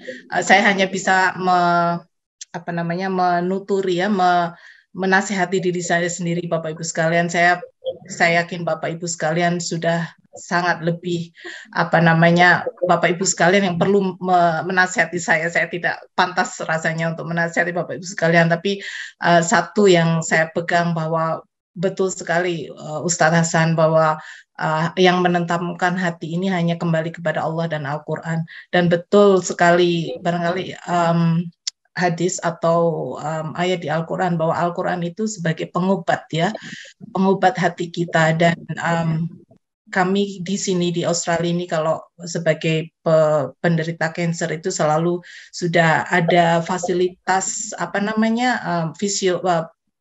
psikologis. Jadi ada counselor, ada psikologis yang membantu kita in the background in case kita down. Karena kebanyakan kalau orang mendapat cancer diagnosis itu mentally kita down, which is true sebenarnya, karena kita selalu mikir mati dan sebagainya. Nah itu alhamdulillah kita sebagai orang Muslim mendapat pencerahan seperti yang di NPO ini, benar-benar secara mental itu menguatkan kita, dan itu sangat penting, sepenting kekuatan fisik kita. Jadi insya Allah itu saja Ustadz Hasan yang bisa saya sampaikan. Jazakallah. Terima kasih Ibu Dina. Berikut ini Ibu Tin ternyata sudah available beliau. Kepada Ibu Tin mungkin mau bersilaturahim dan menyampaikan sesuatu, silakan Ibu Tin. Assalamualaikum warahmatullahi wabarakatuh. Waalaikumsalam warahmatullahi wabarakatuh. Saya hanya akan menyampaikan pengalaman saya ketika adik ipar saya, istri dari adik saya, divonis kanker payudara. Pada tahun 2005, adik saya yang laki-laki itu bekerja di Palembang, yang jauh dari kota Palembang, di Minenga, daerah Minenga, Komering ya? Iya, di Komering. Adik saya tuh kerja di kebun sawit di sana, istrinya juga bekerja di sana. Nah, pada suatu anak-anaknya semua sekolah dengan saya di Bandung. Nah, pada suatu saat ipar saya itu tidak merasa sakit, hanya ada benjolan kecil di ketiaknya. Lalu oleh dokter di Palembang dioperasi, diambil. Nah, setelah itu akhirnya biopsi ya. Di biopsi, nah dia dengan santainya pulanglah ke Bandung. 3 bulan di Bandung, seharusnya dia kontrol, dilihat ini ganas atau tidak. Setelah 3 bulan dia di Bandung, dia pulang ke Palembang. Dokter di Palembang mengatakan bahwa ini, ibu dengan siapa datang? Saya sendiri dok, saya dari Bandung. Ini oleh-oleh dari Bandung, dia bilang gitu. Dokter kaget. Terus udah gitu, ibu siap kalau apa yang akan saya sampaikan? Siap dok, kata gitu. Akhirnya dokter sampaikan bahwa adik saya itu udah stadium 2B. Saat itu adik saya masih tegar, dia telepon balik saya, dia menyampaikan bahwa saya divonis stadium 2B. Akhirnya saya bilang, udah kamu pulang, ketemu suami kamu di Minanga, sampaikan dan apa keputusannya. Akhirnya dia pulang ke Minanga, suaminya konsultasi dengan saya, akhirnya kita sepakat untuk operasi, untuk kembali ke Jakarta. Nah, dia kembali ke Jakarta, sampai di Jakarta kita berobat di rumah sakit MMC. Akhirnya diputuskan untuk dioperasi, diambil sebelah. karena sudah 2B itu. Nah, pada saat pengambilan itu saya juga menunggu di sana. Kemudian setelah proses operasi sudah beres, harus di kemoterapi, akhirnya disarankan untuk kemoterapi di Bandung. Nah, saya bawa pulang ke Bandung, saya kemo di Bandung oleh salah satu dokter onkologi di Bandung. Sebetulnya untuk yang menjalani kemoterapi itu, selain perhatian dari makanan dan pengobatan semuanya, juga kasih sayang. Kasih sayang, perhatian dari keluarganya. Nah, saat itu saya bersaudara kan 8, 5 laki-laki, 3 perempuan. Kebetulan 3 perempuan ini, yang satu dari kesehatan, gitu, pada ngerti ya yang 2 orang kesehatan. Nah, udah kemudian yang memperhatikan makanannya adik saya nomor yang paling kecil, yang memperhatikan kesehatan dan dokter segala macam adik saya nomor 2. Kemudian yang nganter ke sana ke sini yaitu bagian saya. Jadi selama di Bandung kemoterapi 3 minggu sekali, dia dapat kemoterapi 7 kali. Setiap kemoterapi saya yang nganter, pagi-pagi sekalian saya ke kantor, saya antar ke Hasan Sadikin, terus dia dalam keadaan sehat. Sebelumnya kita makan dulu apa yang dia inginkan. Kemudian setelah saya pulang kerja, sorenya saya jemput. Saya ajak lagi makan yang dia inginkan di mana. Akhirnya makan. Nah, yang setelah 1, kalau nggak salah kedua kali itu mulailah rambutnya berjatuhan. Alhamdulillah dokternya sangat humoris dan baik sekali. Pada saat rambut sudah berguguran, tinggal beberapa lembar, akhirnya digundul sama dokternya sambil diguyon gitu. Nah, dari situ ya saya sedih. Kami sekeluarga semua sedih. Kebetulan ipar saya ini anak perempuan satu-satunya, ibunya tinggal di Surabaya, ayahnya sudah tidak ada, saudaranya 2 laki-laki. Jadi semua menjadi perhatian kami gitu, saudara ipar-ipar perempuannya. Ya alhamdulillah dengan penuh kasih sayang, dengan kita tidak membedakan bahwa ini ipar, bahwa ini adik kandung. Nah, saya perhatikan seperti itu, ya alhamdulillah sampai hari ini dia sehat walafiat dan tidak ada gangguan apa-apa. Kami selalu bawa dari awal operasi, dari mulai seminggu sekali kontrol, sebulan sekali kontrol, sampai sekian bulan, sampai setahun sekali, sampai sekarang 5 tahun sekali kontrol, kami selalu support dia. Itu, dan dia sudah tidak merasa sebagai ipar, dia merasa saya tuh adik kandungnya. Seperti itu Pak Hasan. Jadi yang utama yaitulah perhatian, kasih sayang, kita jaga semuanya, dari makannya, dari cara berobatnya dan segala macam. Sampai saya bukan berkorban ya, karena itu suatu kewajiban saya, anak paling besar.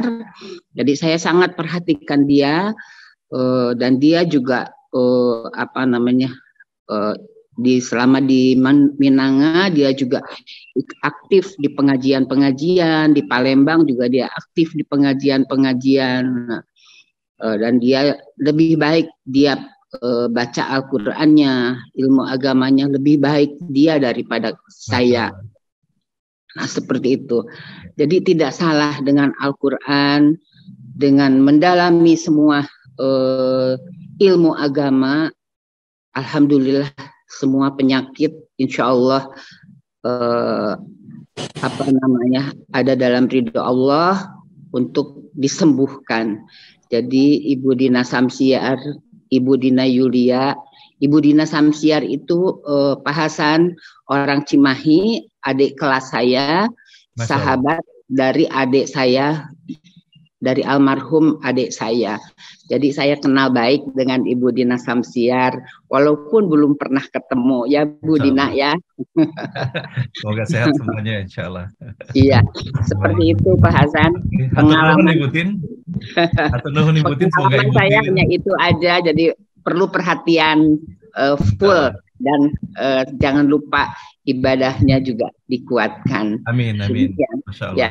Assalamualaikum warahmatullahi wabarakatuh. Waalaikumsalam warahmatullahi wabarakatuh. Terima kasih Ibu Tin. Semoga Ibu Tin sehat walafiat selalu. Amin, dan amin. Terus istiqomah mendampingi kita semuanya di dalam forum ngaji bareng online ini. Nah Ibu Dina, Masya Allah hari ini luar biasa sekali dari apa yang di-sharingkan oleh Ibu Dina, menginspirasi ya banyak sekali tanggapan-tanggapan daripada peserta. Nah berikut ini the last but not least ya.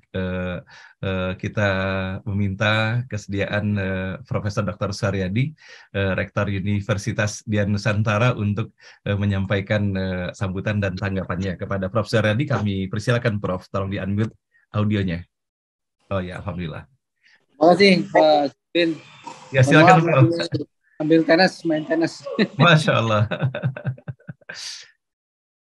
Ya, tapi saya ngikuti terus dari tadi.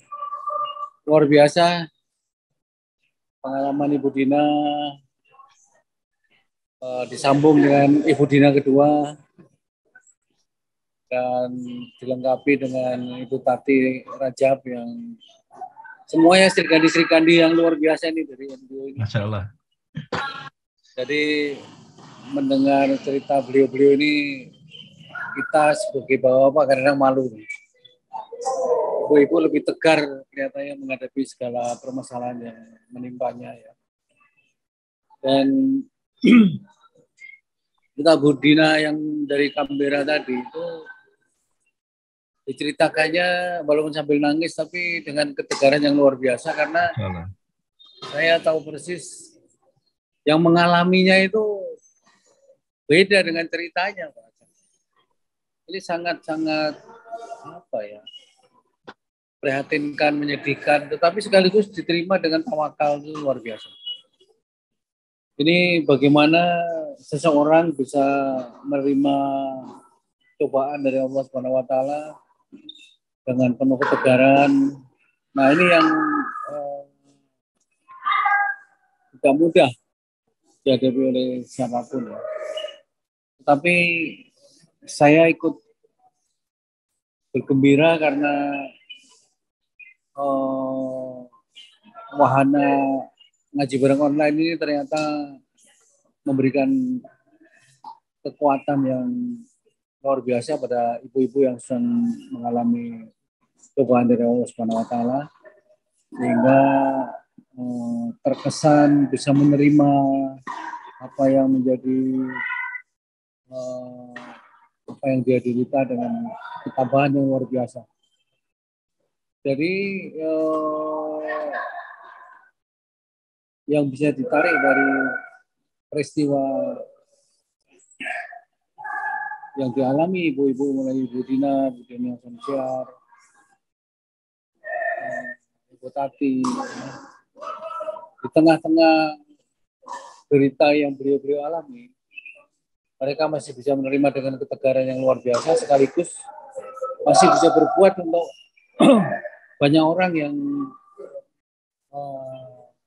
suatu saat kemungkinan bisa mengalami hal serupa ya. Saya mengagumi betul Bu Tati yang dalam situasi kena stroke hanya bisa tidak sembuh totali, tetapi secara mental itu sembuh total dan malah lebih daripada sebelumnya, saya kira.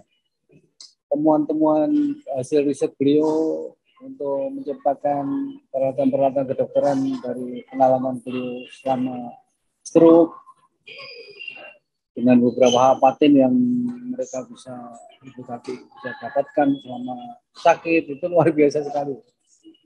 Jadi bagaimana dalam situasi yang menerima cobaan tetapi masih bisa mengatakan alhamdulillah, dan dengan alhamdulillah itu masih bisa berkarya.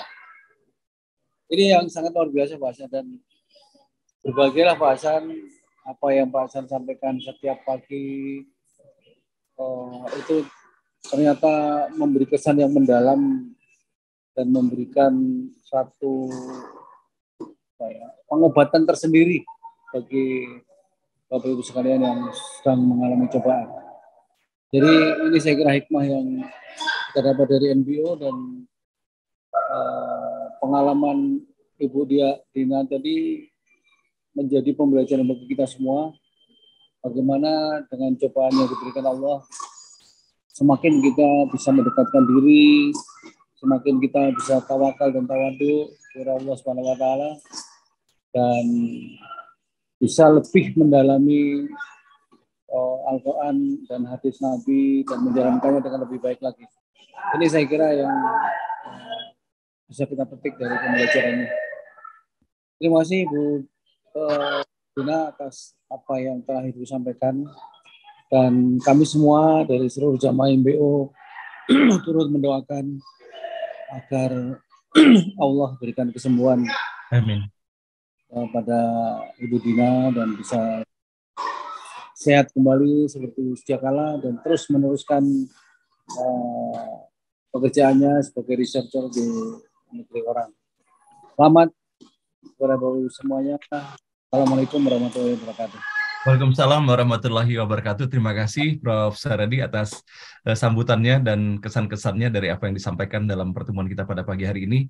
Semoga sehat walafiat selalu Prof, diberikan kemudahan dan kelancaran serta Undira yang semakin berkembang dan berjaya dalam ridha Allah Subhanahu wa taala.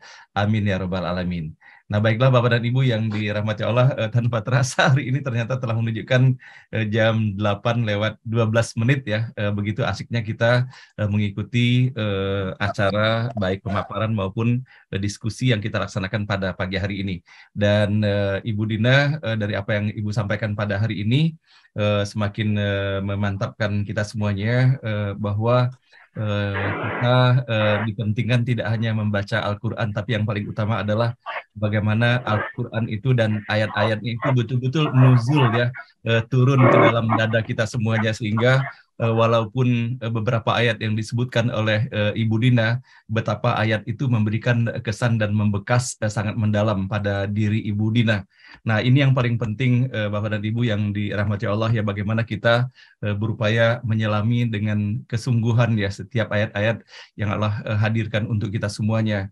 Dan betapa Allah begitu mudahnya dengan caranya sendiri sehingga menjadikan setiap ayat itu memiliki keterpautan yang luar biasa secara hakiki dengan kita semuanya. Dan tadi betapa Ibu Dina telah mengingatkan kepada kita semuanya, ada 3 ayat tadi yang saya tangkap dari apa yang beliau sampaikan. Yang pertama, beliau mengingatkan kembali kepada kita semuanya apa yang Allah sajikan di dalam surah Ar-Ra'du, surah ke-13 ayat ke-28. Alladzina amanu wa tatma'innu qulubuhum bidzikrillah ala bidzikrillahi tatma'innul qulub, yaitu orang-orang yang beriman dan hati mereka menjadi tentram dengan mengingat Allah. Ingatlah, hanya dengan mengingat Allah hati menjadi tentram. Nah, Ibu Dina mengingatkan kembali kepada kita semuanya, boleh jadi selama ini kita mencari-cari ke sana dan kemari untuk membuat hati kita tentram, membuat hati kita bahagia, padahal bahagia itu bukan pada orang, bukan pada benda, tetapi bahagia itu ketika kita berada dalam kedekatan hakiki dengan Allah Subhanahu wa taala. Ibu Dina juga mengingatkan kepada kita semuanya atas apa yang kita dapati dalam surah ke-12 ayat ke-87 ketika Allah menyampaikan dalam peristiwa Nabi Yusuf alaihissalam. Bagaimana disampaikan di dalam ayat ini, wala ta'asu mir rauhillah innahu la ya'asu mir rauhillahi illal qaumul kafirin. Sesungguhnya dan janganlah kamu berputus asa dari rahmat Allah. Sesungguhnya yang berputus asa dari rahmat Allah hanyalah orang-orang yang kafir. Dan kemudian terakhir disebutkan oleh Ibu Dina, sepenuh keyakinan, wa nunazzil minal qur'ani ma huwa shifaa'u wa rahmatul lil mu'minina wa la yazidudz zalimina illa khasara. Dan kami turunkan dari Al-Quran sesuatu yang menjadi penawar dan rahmat bagi orang yang beriman. Sedangkan bagi orang yang zalim, Al-Quran itu hanya akan menambah kerugian bagi mereka tentunya. Nah, inilah Bapak dan Ibu yang dirahmati Allah yang sama-sama kita dapati pada pagi hari ini. Dan sebelum kita mengakhiri acara ini dengan mengikuti doa yang disampaikan oleh Ustadz Muhammad Taslim, mohon kiranya kepada Ibu Dina mungkin menyampaikan kata penutupnya untuk kita semuanya. Kepada Ibu Dina kami persilakan.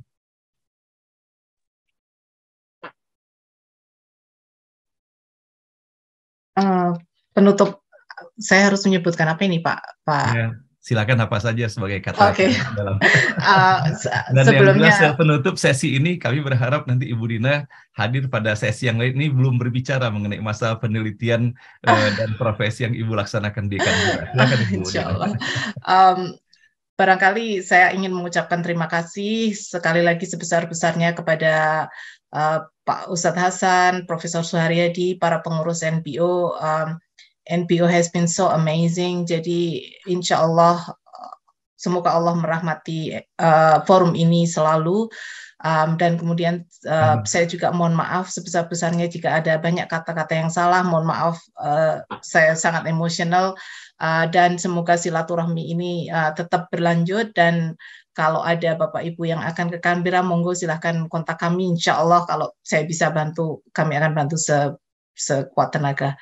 Demikian Pak Ustadz Hasan. Assalamualaikum warahmatullahi wabarakatuh. Waalaikumsalam warahmatullahi wabarakatuh. Terima kasih Ibu Dina. Doa kami semuanya untuk Ibu Dina Yulia, untuk Ibu Dina Samsiar, serta siapapun para peserta saudara kita yang berada di dalam forum ini, ataupun sanak dan kerabat kita. Semoga Allah berikan kekuatan dan kesabaran, keistiqomahan dalam iman dan Islamnya, dan betapa mudahnya bagi Allah ketika Allah ingin menganugerahkan kasih sayangnya kepada hambanya, dan ujian-ujian yang Allah berikan semoga kita dapat memberikan cara penyikapan yang terbaik. Nah baiklah Bapak Ibu, kita mengikuti kini doa yang akan dihantarkan oleh Ustadz Muhammad Taslim. Semoga kita dapat mengikutinya secara seksama, mengaminkan doa-doanya. Kepada Ustadz Muhammad Taslim kami persilakan. Assalamualaikum warahmatullahi wabarakatuh. Waalaikumsalam warahmatullahi wabarakatuh. Alhamdulillah wa syukurillah la haula wa la quwata illa billah. Wassalatu wassalamu ala Rasulillah wa ala alihi wa sahbihi wa mawala amma ba'du. Terima kasih Pak Ustadz Hasanuddin, Prof. Suharyadi dan Bu Dina, semuanya yang hari ini ikut di NBO, orang-orang yang disayang Allah. Dan saya Pak Ustadz Hasan ini di Malang bareng Prof. Suharyadi. Prof. Suharyadi balik ke Jakarta, saya ke Jember nengok orang tua. Dan mohon doanya Pak Ustadz Hasan nanti malam Asmaul Husna di Pasuruan. Masya Allah, barakah Ustadz. Meminta kepada Allah semoga kita diberikan ilmu yang bermanfaat, berkah di dunia wa akhirat. A'udzubillahi minasyaitonir rajim. Bismillahirrahmanirrahim. Hamdan hamidin, hamdan na'imin, hamdan syakirin, hamdan yuwafiqah fil majidah. Ya Rabbana lakal hamdu kama yanbaghi li karim azim sultan. Allahumma shalli ala sayyidina Muhammad wa ala alihi wa sahbihi wa tabi'in bi ihsan ila yaumiddin. Ya Allah, ya Sami'u ya Alim. Ya Allah ya Rabb kami. Ya Fattah ya Alim. Engkau yang maha mengetahui, Engkau yang maha melihat, Engkau yang maha mendengar. Di pagi hari ini ya Allah, kami semuanya mengaji dan mengaji, belajar dan belajar, yang dibimbing oleh Bapak Ustadz Hasanuddin tadi, memahami Al-Quran-Mu, mengkaji kalam-Mu yang ada di dalam Al-Quranul Karim. Ya Allah ya Rabb kami, isra' bi sudurana wa nawwir bi qulubana.